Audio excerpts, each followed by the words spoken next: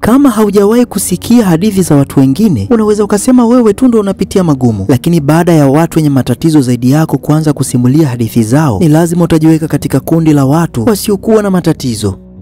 Kwa nini kitu ambacho kinapaswa kuwa baraka wakati mwingine kinakuwa katika hali ya kutisha? Tunaelewa kwamba kwenye maisha kuna changamoto nyingi sana, lakini huwa ni vigumu sana unapofikia hatua ambapo unahisi hakuna tumaini lolote ambalo upo nalo. Leo tumeweza kukutana na Ruti na hii ndio hadithi yake.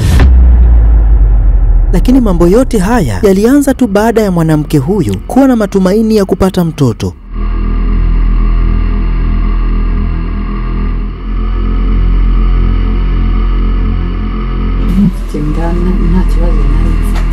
Nilikuwa na ujauzito kama kawaida na pia nilienda kwenye vipimo vya mwisho kliniki, na madaktari waliniambia kwamba ninapaswa kubaki hospitali kwa sababu muda wa kujifungua ulikuwa umeshakaribia sana. Japokuwa tunapanga mambo yetu na maisha pia yana mambo yake, siku ambayo ilipaswa kuwa ya furaha iligeuka na kuwa hali mbaya mno. Maumivu ya uchungu wa Ruti yalipotea. Pamoja na Ruti kusukuma kwa nguvu zote, mlango wa uzazi haukuweza kufunguka. Katika jaribio la haraka sana la kumtoa mtoto, madaktari walilazimika kumpa vidonge na sindano. Nilikaa pale kwa siku 3. Siku ya kwanza walinichoma sindano, lakini hakukuwa na maumivu ya uchungu. Siku ya pili walinibadilishia wakanipa vidonge, na nililazimika kuchukua vidonge 3 kwa siku. Kwa hiyo nilimeza jumla vidonge 6. Baada ya hapo nilihisi kama mtoto anataka kutoka, lakini huwezi amini jambo hilo halikutokea. Kwa kusikitisha, walimpa dawa nyingi kupita kiasi na ikachukua kile kilichokuwa cha pekee na cha thamani kwake, kwani mtoto wake alifia tumboni. Mwana maze gupfa. Kitu cha mwisho ninachokumbuka ni kusikia daktari akisema kwamba nilikuwa natokwa na damu nyingi sana. Ili kuokoa maisha ya mama, madaktari walikumbana na uamuzi mgumu sana. Walilazimika kufanya upasuaji wa dharura bila kujua ni kwa namna gani jambo hilo linaweza kuwa ni gumu mno. Wakati huo Ruti alikuwa ameshaanguka na kuzimia kabisa, na madaktari walijua kwamba atakuwa ameshapoteza maisha. Katika hali ya huzuni sana, walimshona lakini kwa njia isiyo sahihi, kwa sababu walidhani kwamba ameshafariki na anapaswa kuwekwa mochwari. Mtoto wa Ruti ambaye alikuwa ni wa makamo alijipa moyo katika wakati huo mgumu. Hakuweza kuamini taarifa hiyo mbaya aliyopewa na madaktari. Baada ya siku 3 zenye maumivu makali, akidhani kwamba mama atakuwa amefariki, alirudi hospitalini akiwa na nia ya kujua ukweli, huku akiwa anatetemeka mikono kwa hofu. Alimwangalia mama yake na kuona dalili ndogo ya tumaini. Pamoja na watu wote kudhani kwamba Ruti atakuwa amefariki, lakini Mungu alikuwa na mpango wake. Madaktari walishangazwa sana kwa sababu alikuwa amefanya kosa kubwa mno. Baada ya siku 3 nilipozinduka, niliomba kuzungumza na daktari aliyenitibu siku ya kwanza. Badala yake nilitembelewa na daktari mwingine ambaye sikuwahi kumuona kabla. Waliniambia kwa upole nitulie na niwe na subira. Hapo ndipo nilipopokea taarifa ya kuhuzunisha kwamba katika matibabu yangu niliweza kupoteza fahamu muda wote, na walidhani kwamba nimekufa na pia mtoto wangu hakuweza kupona.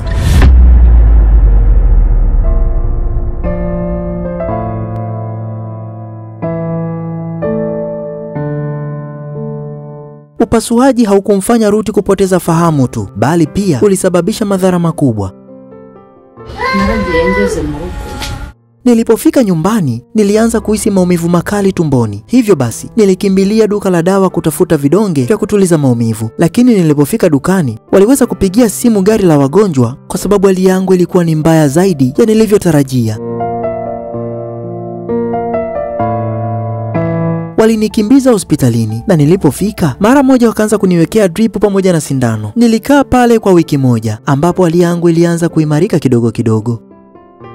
Baada ya siku 3 nilihisi kuna kitu ambacho sio cha kawaida. Alafu nikaona maji mengi yakitoka tumboni kwangu.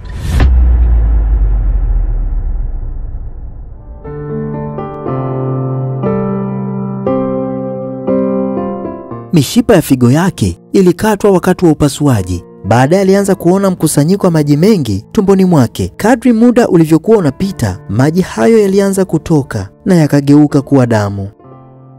Bambwiye yuko imitsi yo mu nda yose ifunze. Waliniambia kwamba mishipa yangu yote ya tumboni imefungwa.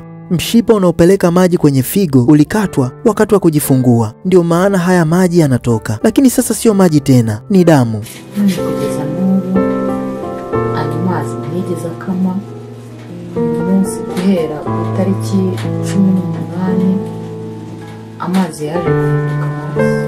Baada ya madaktari kumfanyia upasuaji, Ruti hakupata msaada mwingine wowote na maisha yake yalizidi kuwa mabaya sana. Alikuwa na tatizo kubwa la kutokwa na damu pamoja na mkusanyiko wa maji tumboni, kwa sababu baadhi ya mishipa ilikatwa wakati wa upasuaji. Hii ilisababisha lazimike kuvaa nepi kila wakati kwa sababu alikuwa akitokwa na damu wakati wote. Damu ilikuwa inaweza ikatoka wakati wowote ule. Kwa kweli tumaini limeshapotea kwa sababu hata sasa kupumua kwangu ni kwa rehema za Mungu tu. Hakuna maji mwilini mwangu. Hata yale yaliyo ndani kila wakati yamekuwa yakitoka. Na huwa ninavaa nepi kila wakati ili mahali popote ambapo ninaenda kukaa maji yasiweze kutoka. Kwa hiyo sisemi kama nina tumaini lolote la kuishi.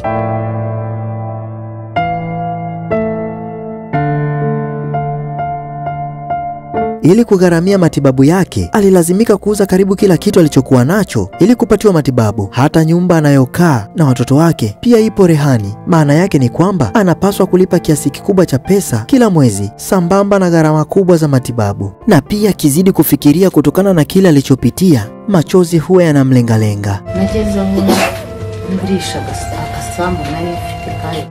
Nilifikia hatua ya kuuza shamba langu ili kuweza kupata pesa kwa ajili ya matibabu. Hata sasa nyumba tunayoishi ipo bondi na watoto wangu nao wako kwenye hatari ya kufa kwa njaa kwa sababu nilikuwa nafanya kazi ili wao waishi, na sasa siwezi kuwafanyia chochote kile.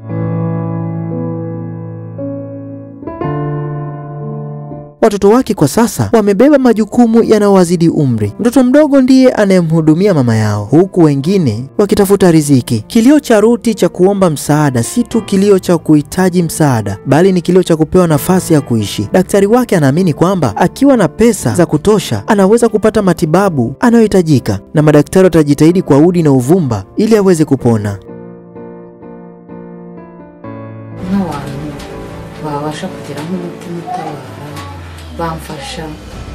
Mama huyu aliweza kuwaomba watu wenye moyo mzuri kuweza kumpatia msaada ili aweze kutibiwa na kulea watoto wake. Anasema kwamba yule mtoto mdogo mliyemuona ndiye anayenisaidia kila kitu, huku wengine wakilazimika kutafuta chakula, jambo ambalo ni gumu kwao kutokana na umri wao. Mpenzi mtazamaji wa Afrimax Swahili, tuliweza kutengeneza linki kwa ajili ya kumchangia mama huyu ili aweze kupatiwa matibabu, na tunaamini Mungu atafanya njia pale pasipokuwa na njia, na siku za mbeleni tukirudi tutaweza kutengeneza tabasamu kwenye familia hii. Mpenzi mtazamaji, kutokana na kisa hiki, wewe una lipi la kuongea? Unaweza kuweka komenti yako hata kwa kumwombea mama huyu. Asante kwa kutazama. Mimi ni Francis na hii ni Afrimax Swahili. Usisahau kusubscribe ili uwe wa kwanza kupata video zetu.